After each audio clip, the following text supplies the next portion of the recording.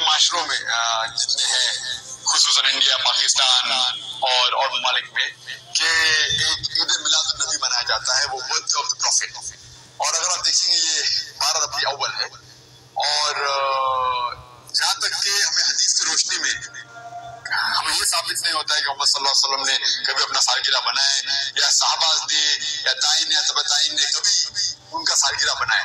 تو جب محمد صلی اللہ علیہ وسلم نے کبھی کہا نہیں کہ میرا سالگرہ بناؤ، یا کبھی صحابہ نے نہیں بنائے، اور اگر آج ہم ان کا سالگرہ بناتے تو یہ بدعت ہو جاتا ہے.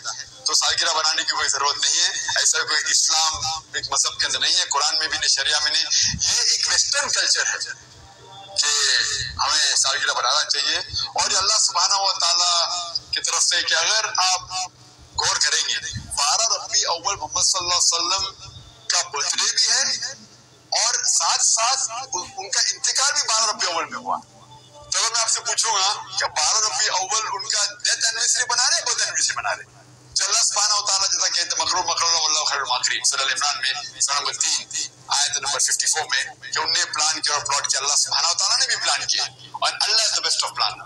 تو یہ کوئی قرآن اور حدیث کی روشنی میں ثابت نہیں عید میلاد النبی بنانا، اور ہمیں بنانے کی ضرورت نہیں ہے. یہ جس طریقے سے کرسچن لوگ عیسیٰ علیہ السلام کا برتھ ڈے بناتے ہیں، یہ الگ مذہب ہے، اسلامک مذہب میں اس کی کوئی اجازت نہیں.